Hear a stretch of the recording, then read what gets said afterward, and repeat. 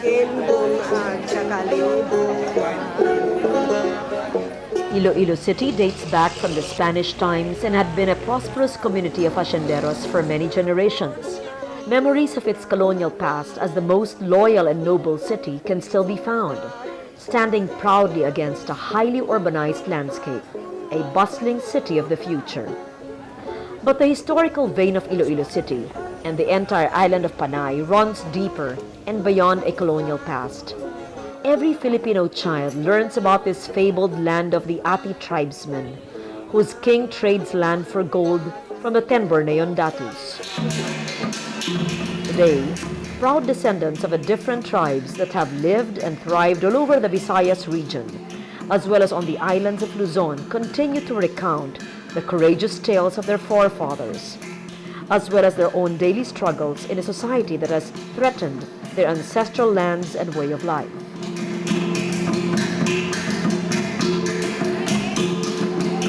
Recently, Iloilo City played host to leaders and representatives from indigenous cultural communities from all over Visayas and the islands of Luzon, who came together to lend their voices to a regional consultative assembly on issues that directly affect the preservation of their cultural heritage and the survival of their communities.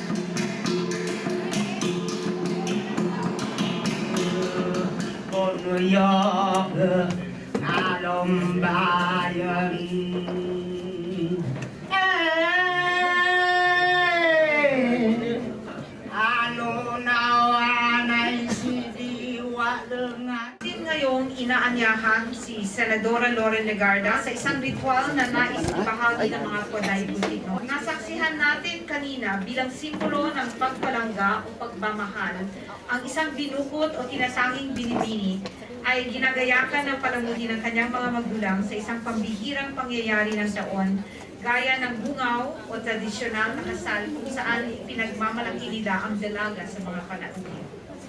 Inaanyayahan natin si Ginoong Federico Caballero upang magbigay ng bansag kay Senador Legarda. Bilang simbolo kaamon komandang kultura, si Senator Loren Legarda, kinahingaranan ko kay Puyong Adlaw Dulpaan, Labaw sa Kadilkanan, si Pangalan Adalgan. Yung Adlaw Dulpaan, ibig sabihin parang araw na kubikinang at lalong nadagdagan pa ang kagandahan at tumataas ang pwesto sa kagamhanan, sa power. Ang pangalan nito ay piling-pili ni Mang Pedring, National Living Treasure Awardee for the year 2000, na siyang nagbibigay ng patama or mountain names sa mga estudyante ng Central Panay School for Living Tradition. Once in a blue moon, the binukot, well-loved daughter, is shown to the public and is adorned with accessories. So, Senator Legarda, you are now a beloved daughter of the Panay Bukidnon.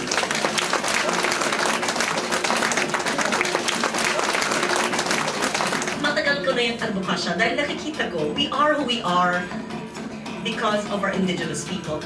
Ang inyong po mga tiyan, ang ating Gamaba Awardee, ang inyong mga beadwork, ang inyong mga textiles and traditional attire, ang inyong traditional food, your rituals, your own language, your basketry, your arts and crafts, your indigenous knowledges and practices, your indigenous environmental practices as stewards of nature. All of these must be preserved. And I thought when I assumed the chairmanship of the cultural committees in the Senate that I would make a so-called traditionally minor committee into the most major committee. Just like maybe 10 years ago, nobody cared much, at least in the Senate, about climate change, and I kept on talking about climate change adaptation in my first term. Just like in 2007 when I spoke about disaster risk reduction and the vulnerability of communities to disaster reduction, nobody seemed to understand or empathize. But now, everybody's mouthing climate change, disaster reduction, vulnerabilities. Believe me, next year, everybody will be talking about indigenous peoples and you will be at the center stage of our national development. The Visayas Assembly brought together the IP groups of Akyanon Bukidnon, Ati, Iraynon Bukidnon, Panay Bukidnon, Bukidnon Carulano, Bukidnon Magahat, Ata, Bukidnon, Eskaya, Badjao, Patak, Palawan, Tagbanwa, Kalamyanen, Taubuin, Tadyawan, Mangyan, Alangan, Mangyan, Buhid, Mangyan, Hanunuo, Mangyan, Bantuanon, and the Sibuyan, Mangyan. One of the most urgent issues raised by their delegates was the need to harmonize conflicting policies and programs on land ownership, leading us to strongly urge the Department of Agrarian Reform, the Department of Environment and Natural Resources, and the National Commission on Indigenous Peoples to harmonize conflicting policies and programs on land ownership that go against the spirit of the IPRA law or the Indigenous Peoples' Rights Act of 1997.